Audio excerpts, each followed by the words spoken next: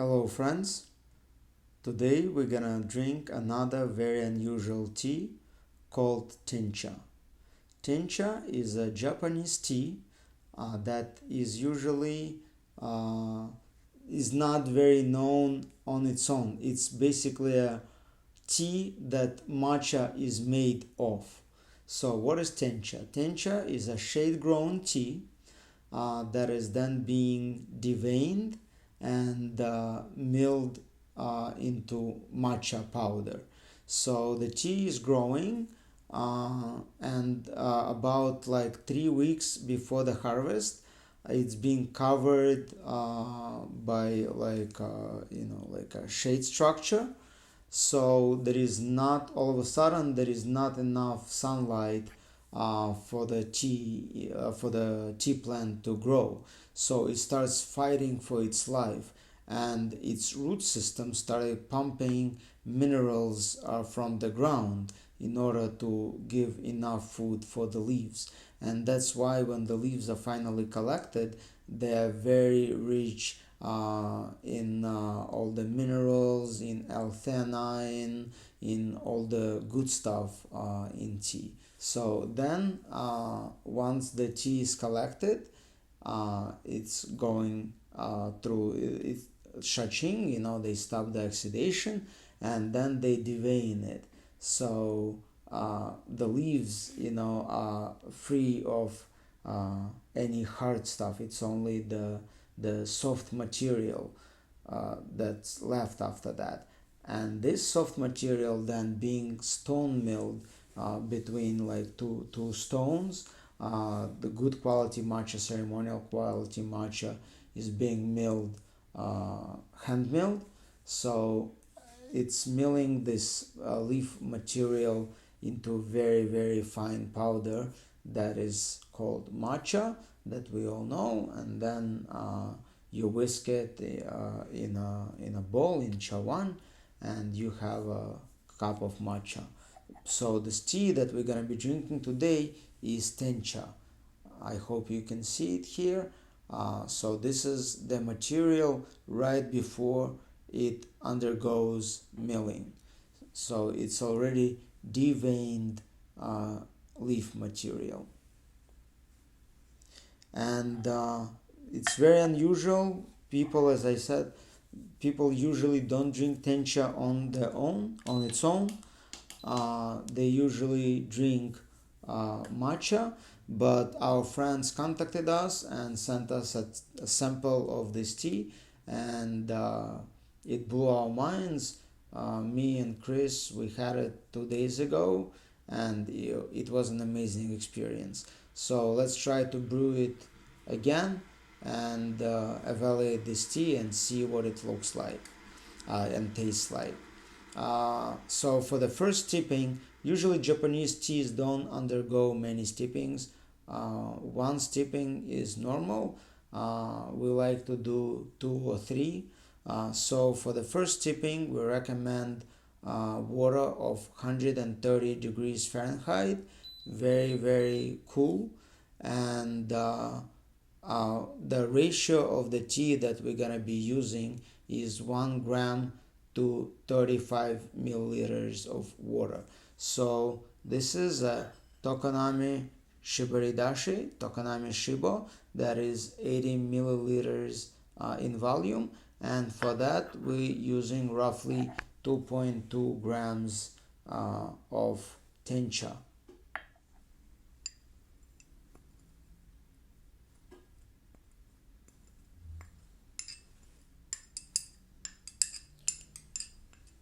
We want to use all of it.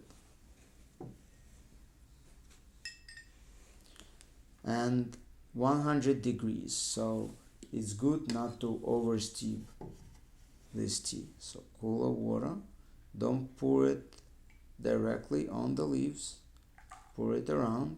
And some people prefer not to even close the cup. The aroma that I'm getting from these leaves already is very very nutty, very rich in substance already. And we're gonna be brewing it, the first steeping, Don't be surprised, it's gonna be 4 minutes. So we're gonna put a timer on a phone for 4 minutes, and mm, the aroma is already like, I wish it could translate in the video, but the aroma is already filling the room. Very, very interesting. It's very nutty and very fresh, so I feel the uh, like artichoke and freshly cut grass, but not like the very like kind of like a thick aroma. Very interesting tea. So I can already feel the uh, resemblance of the aroma, like similar to matcha. It's kind of like a cognitive dissonance because the tea doesn't look like matcha, yet the smell is the aroma is unmistakably the aroma of matcha. So with Japanese teas, you usually uh, quite often you want to do the first steeping a longer one, and then the subsequent steepings usually much shorter. So for those who are used to gonfucha and used to the progression of the time, it may be a little bit counterintuitive, but even in gonfucha, like in Taiwan for example, very often they do first steeping much longer than the subsequent infusions. So, and this is the case with Japanese teas.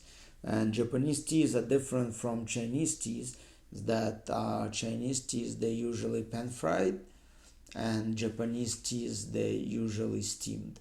Not always, there are exceptions like kamaricha, for example, but usually the Japanese teas are steamed teas, and this one is also steamed.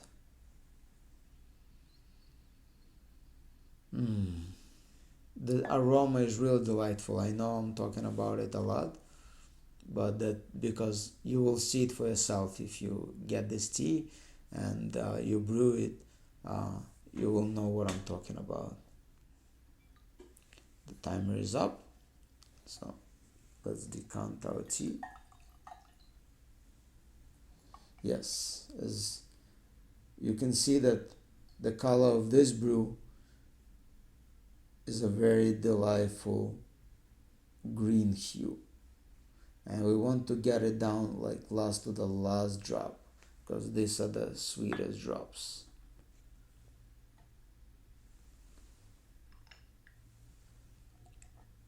So take a look at this shade.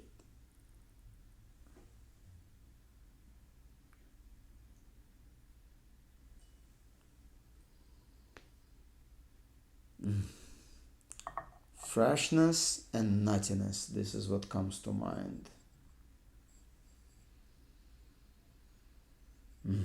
Oh my god.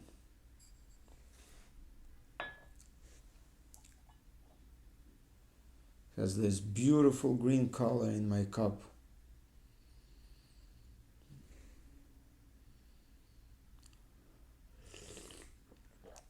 Oh.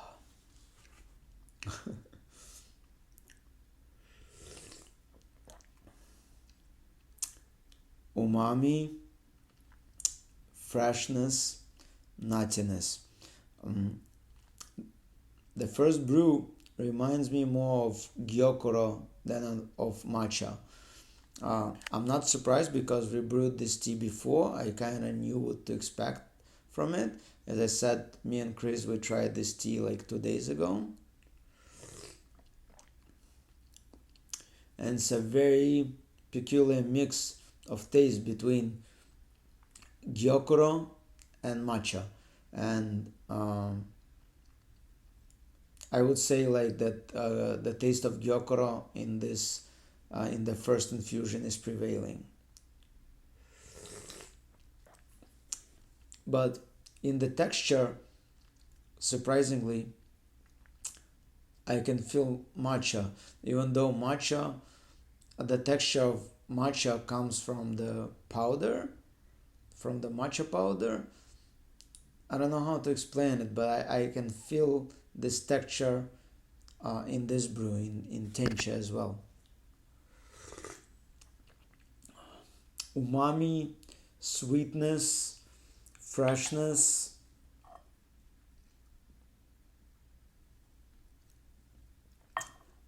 and nutty notes.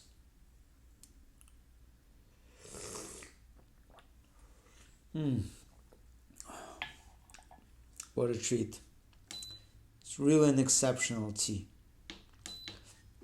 And we're gonna brew it at least one more time for the second infusion. I'm gonna bring temperature to 150 degrees, and I'm gonna set the timer for only 1 minute. So let's see how it's gonna go. And that's 150. Okay, so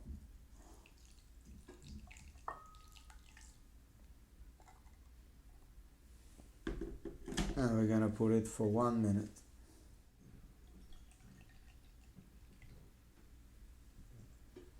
Look at this green color of the brew.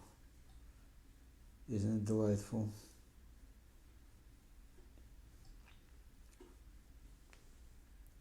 It's like freshness in the cup.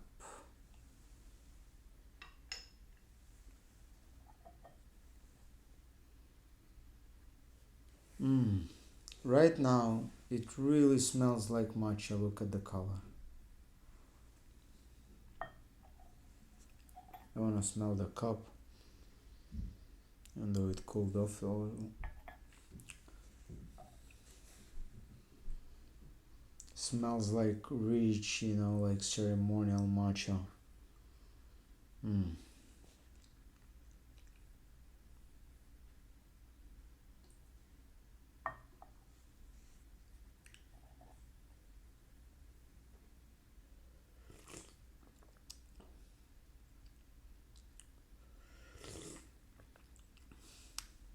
So the second cup,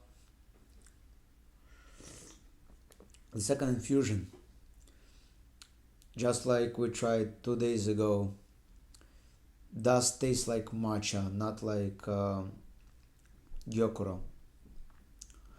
So this resemblance with gyokuro is now gone. It really tastes like matcha.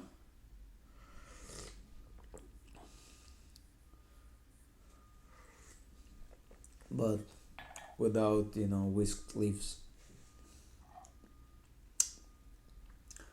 You feel this velvety texture and freshness and energy. It's very energizing tea. This is only like a second small cup, and I already feel energized.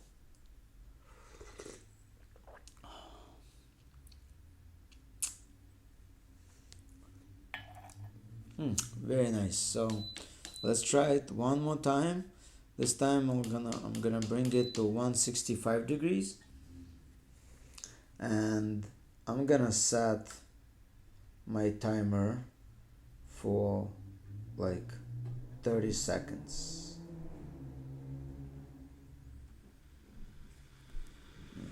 See how that will work.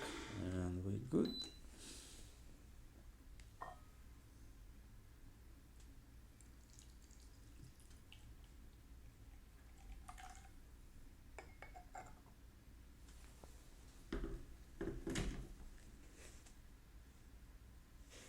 $30. Short time.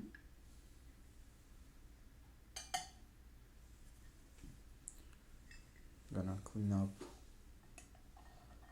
unclog. Actually, let me drain it in here. That's a lot of leaf material. Yep. Maybe not so pretty, but effective. And let's decant our sugar.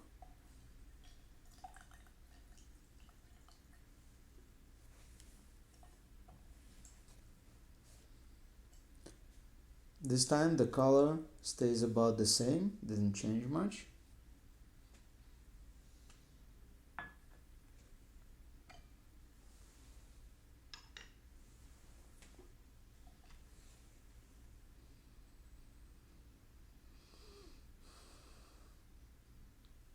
Also, I don't feel much change in aroma. It's pretty much the same as was the second infusion.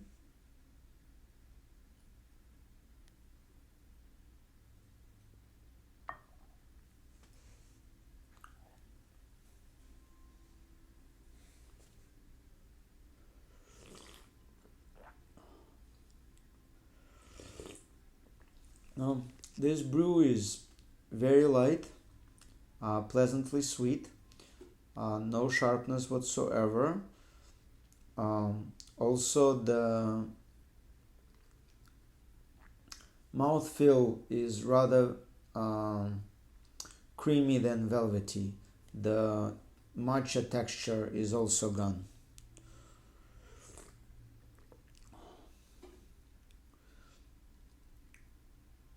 Right now, this tea reminds me a little bit more of Sencha, but I'm not sure if this is the right comparison. It's just a very pleasant, smooth, rounded green tea. Can say that it tastes like matcha, can say that it tastes like gyokuro. So in terms of progression of taste, this tea is really peculiar because each brew is so different from the previous one. That's so interesting. So this was the last of this tea. I'm not gonna go into the fourth infusion. And this tea is available only for a short period of time. We have it only on pre-sale that ends on March 15th of this year, 2024. Maybe we're gonna get it in the future, maybe not. I'm not sure yet, but this tea is available only for a short period of time. So if you're interested, get it now, and we should be able to deliver it to you by the end of March, beginning of April. And if you get this tea, let us know what you think of it. Leave us comments, leave reviews. We'd love to hear your opinion, and we hope you're gonna love it because this is a really outstanding tea, a rare opportunity to try something new and unusual. Cheers.